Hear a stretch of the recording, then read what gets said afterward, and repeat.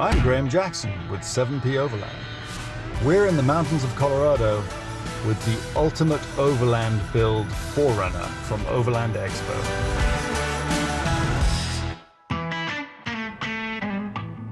One of the great things about Colorado is that you have these beautiful mountain passes, especially in the summertime.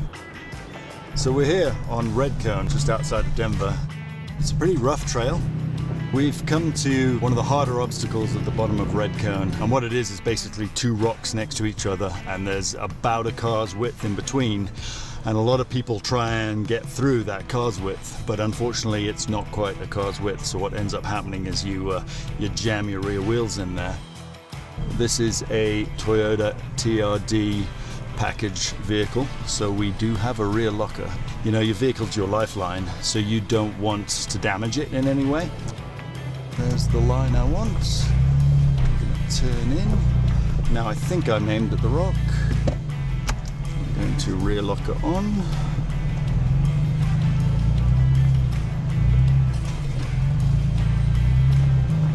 Nice and slow, easy does it. There's the rock.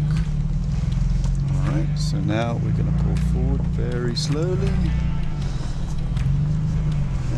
And there we are. Disengage the locker. Nice to have electronic lockers. Driving in rocks like this is all about picking the line. Before you get in the car and drive, you need to look underneath the car and see where the low points are. So I know that at the front, the highest clearance of the car is right in the middle, but unfortunately at the back, with the live axle, the highest clearance is not in the middle. So you have to be very cognizant of how you're going to weave around rocks. What works also really well on loose cobbles like this is a little bit of left foot braking. Even though the terrain looks really rocky and really rough, you can actually see that we're not bouncing around a lot. We're actually traveling very, very smoothly because of the control you're allowed to impart to the vehicle by braking over the small rocks and not allowing the car to just jolt forward.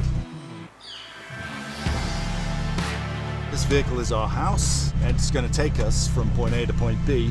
It's not like we're trying to conquer the universe with this truck. It's taking us into the backcountry so that we can see the backcountry.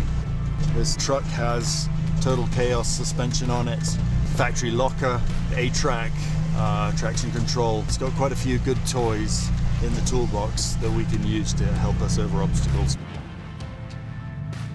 So one thing you get here on Red Cone is a lot of switchbacks as you start climbing up through the trees, and a lot of the switchbacks have some they're pretty tight, steep, and there's a lot of cross axle, especially on the dugout side, on the far side of them. So what I'm going to do is again pop the rear locker in, and we're just gonna gently climb up this as we come through these moguls.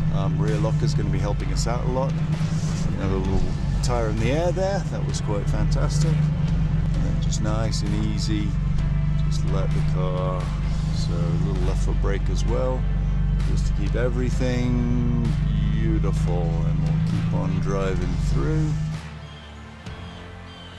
I've been very impressed with the car so far. She's been tracking really well. I've been able to go over all the obstacles with pretty much with ease. Little use of the locker, and that was needed in a couple of places, but it was just all we needed. Also been very impressed with the Firestone tires that are on this. They're the Destination MT2 mud terrains. Lots of grip on the rocks and also in the sandy scrabble places where we've been coming around those tight, twisty hairpin turns down in the trees, so had no complaints about the grip level for sure.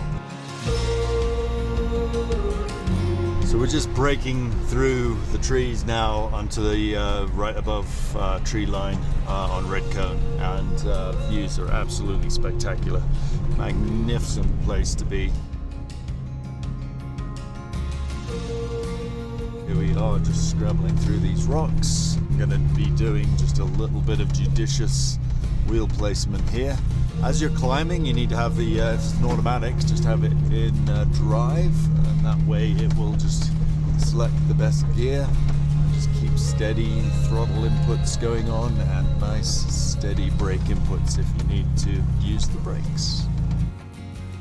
Oh wow, so we just crested the top of the hill here, and the top of Redcone has just come into view, and it's absolutely magnificent up there. It's like a little shelf road going down the middle of a saddle, so it's really spectacular. Still very rocky terrain up here, as you can probably see by the car bouncing around.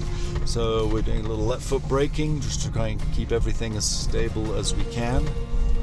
Oh, wow, that view out to the right is amazing, dropping down into a valley. Easy drive up to the top, just taking the magnificent views that we have up here, which, to tell you the truth, are absolutely stunning. Now we're heading up the final bit of the climb to get to the summit of Redcone. Holy mackerel! All I can see is blue sky right now. Craziness! Oh, there we go. Now we're at the top, at the absolute top of Redcone. Oh, that is brilliant. Look at that. Oh, and there's the sign. Redcone Peak, elevation 12,801. Brilliant. You've got to have a look at this view.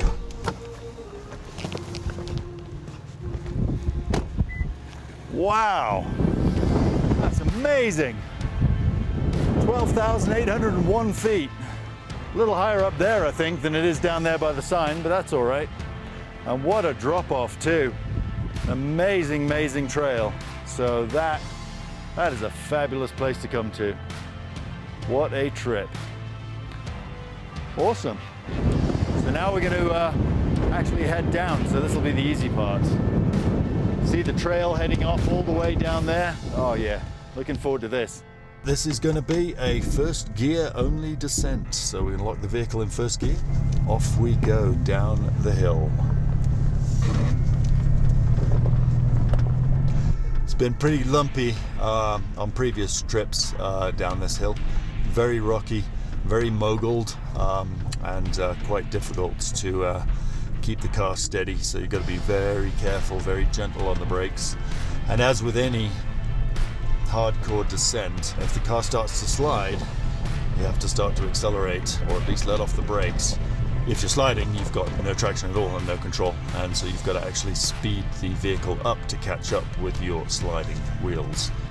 But we're just going nice and carefully, nice and easy down here. Inclinometers showing us at 24, 25 degrees, so yeah, pretty heavy duty downhill here. This is actually a little bit smoother than I was expecting. Lots of sand blowing off the trail, but there we are. Yeah.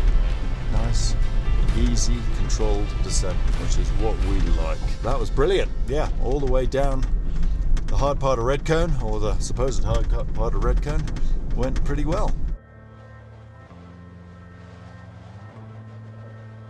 Another great thing about sort of overland trips is that there's so much in this world to explore, so much to see. The views out here, Colorado's really, really a jewel for this sort of travel. Lots of fun. So cheers.